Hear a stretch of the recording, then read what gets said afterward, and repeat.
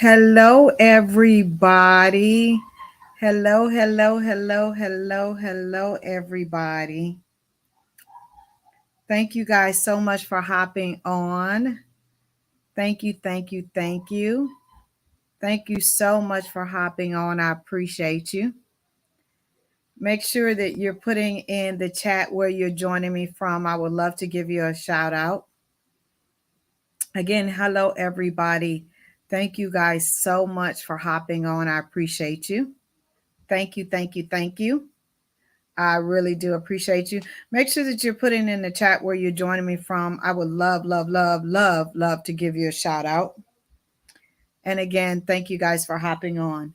I just want to really start off by saying thank you from the bottom of my heart. Last week, you guys know, as you guys know, on September the 1st, I had my hip surgery. And last week, I mean, the pain got really real and I had to cancel wife chat. And so I just want to say thank you to everybody who came into my inbox for all your comments, for all your love, all your prayers, all your support. I appreciate you. I really do appreciate you. It just overwhelms me to know that you guys really care. And so, just to give you guys an update, I am progressing well. Again, thank you so much for joining me. Make sure that you're putting in the chat where you're joining me from so I can give you a shout out. But I am progressing well. I started physical therapy yesterday for the first time, and let me just tell you, whoo, the pain got real when she started stretching out the muscles and stuff around my hip bone. But and then today she challenged me to, walk at least 1,000 steps, which I hadn't done and since I had surgery. So I'm doing well, but thank you guys so much. So make sure that you're putting in the chat where you're joining me from. I would love to give you a shout out. And so tonight's chat comes from a wife in Yokosuka. I hope I said that right, Japan. She's an active duty military. She's active duty, and her husband is not active duty. He's just over there with her. They've been married 8 years, and they have one child. And her thing was help. My husband is depressed, but he will not go to the doctor to get help, right? And she sent this to me. And so this was supposed to be the chat for last week, but of course, you guys know I canceled that chat. And again, you guys, thank you so much for joining me. Make sure that you're putting in the chat where you're joining me from. I would absolutely love to give you a shout out. And again, thank you guys so much. I appreciate you. My husband is depressed and he will not go to the doctor, and she's looking for some help. And this is from a wife who's active duty over in Yokosuka. I hope I said that right, Japan. And she's active duty military, and her spouse is not. And so let me just give you guys some signs of depression that men display, because men and women display this depression totally different in most cases. And so most men display depression by being tired all the time. They lose interest in their jobs or their careers. They don't have the energy to do the normal hobbies that they love to do. They don't engage with their friends. They have difficulty sleeping, and they become very distant when they are depressed. Hello, Terry. How are you? I am doing well. Thank you for calling me from Fredericksburg, Virginia. I appreciate you for hopping on here. I appreciate you. And so they have a problem sleeping, and they also begin not to communicate. And so those are just some basic signs of when a man is depressed, right? I did not get the opportunity to talk to this wife and ask her how she knew he was depressed, but I'm just giving you some signs that if your husband is depressed, because again, they present totally different from how women present when they are depressed. So again, they're tired all the time. They lose interest in their jobs or their careers. They don't have the energy to do their normal hobbies or hang out with their friends. They have a difficult time sleeping, and they also pull away and don't want to communicate. So those are some signs, right? The leading causes of depression in men is anxiety, of not being able to take care of their family or be and do what it is expected of them as being a man. If they have physical health problems like erectile dysfunction or anything like that, the lack of sex in a marriage can make a man depressed. Marital or relationship issues, communication breakdown, all of those kind of things can make a man depressed. And unemployment issues or issues with their employee can make them depressed. Those are the number one reasons why men fall into depression. Hello, Johanna. How are you? Thank you so much for joining me, beautiful lady. So, the most common age range for men to deal with depression is ages between 45 and 64. That is just the norm of when most men deal with depression. Hello, Diana. How are you? How you doing? Long time no see.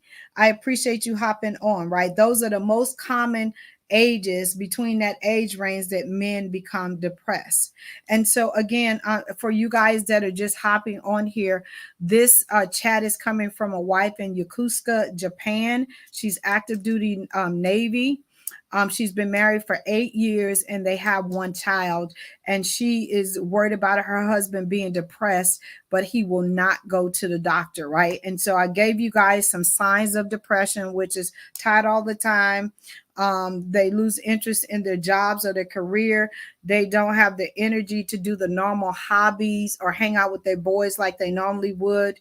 They have difficulty falling to sleep. And then the leading causes of men being depressed, and I'm just going over these again really quickly, is the anxiety of not being able to rise to the occasion and be the man that we think that they should be, physical health problems, the lack of sex, marital or relationship issues, and unemployment issues or employment issues with their current employee. And those are the top reasons why most men fall into depression. Okay. And then, like I said, the most common age range for men to suffer with depression is 45 to 65. Okay. And how can we as wives show up and help them, right? If they don't want to go to the doctor. And getting men to go to the doctor is like literally pulling teeth, right? Most men are not going to go. And we as wives want them to be healthy. We want to be, helpful to them. But a lot of times when we're trying to get them to go to the doctor, we're actually not helping them go to the doctor. We're actually getting them to really not want to go because we just keep, talking about it or whatever. So let me give you some things that you can do that can, help him realize that he is depressed, but not focus in on getting him to go to the doctor. The number one thing is to motivate him, right? To motivate him in whatever area that you think that he's depressed in. And sometimes that's very hard to figure it out because, again, they shut down and they're not talking, right? But every man needs his ego stroke. So, try to figure out what is the problem, the root cause of why he is depressed. If it's that he's not feeling that he's making enough money to contribute, just tell him, listen, I make 20, you make 10, together, baby, we're making 30. And I applaud you for going to work every day, because there's some women that, are dealing with men that don't work, or whatever that is, that you need to motivate him to get him to realize that he is contributing. And I'm just using that as an example to help your household move forward. So make sure that you motivate him and make him feel like he's needed in the household, if that is the area that you feel that he's struggling in. Okay. Number two, stop talking about his depression. Stop trying to diagnose him and stop trying to tell him that he needs to go to the doctor. He already knows the state that he's in. He does not need for you to keep reiterating the problem. He already knows there's a problem, right?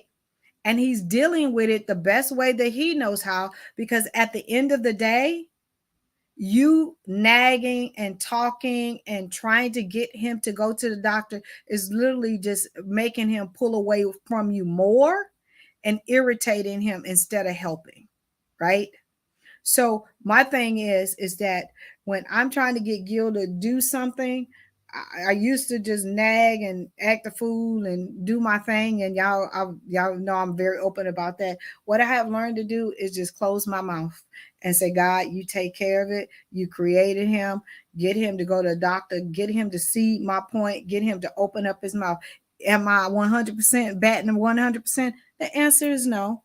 But for most of all, I have learned that I cannot make him do anything he don't want to do. He's a grown man, and everything that he decides not he doesn't want to do, I can't make him do it. So I'm not going to frustrate myself, get myself all up in a roar, losing my mind when he going to do what he going to do anyway, right? God created him. I'm going to put him in his hands. I'm going to pray for him and say, God, I take my hands off it, because the more I talk about it, the more he shuts down. So just keep that in mind. Number three, give him the space, because most men do not want to be smothered, especially if they're dealing with any kind of health issues besides depression. Because most men, if they're dealing with any type of erectile dysfunction, they're dealing with any kind of blood pressure issues or whatever, where they can't perform effectively in the bedroom, most of the time we think they're pulling away because they're getting it from somewhere else. It could be that he's dealing with it and he does not want to tell you. That was the reason why I wrote the book Praying for the Penis, because a lot of women were calling me saying, my husband's pulling away. I know he's getting it from somewhere, because we used to be so sexually active. Turns out that he was not sexually active.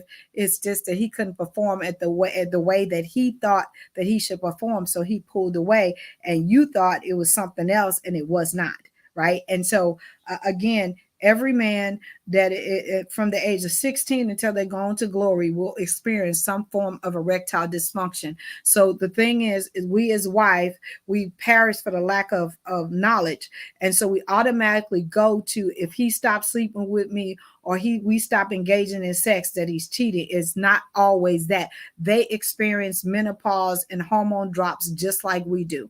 So if he's in that state, he might go into a depression because he wants to be able to perform. He wants to do all of this, but he would rather not engage and let you down and make you view him less than engage, or have that conversation. Okay.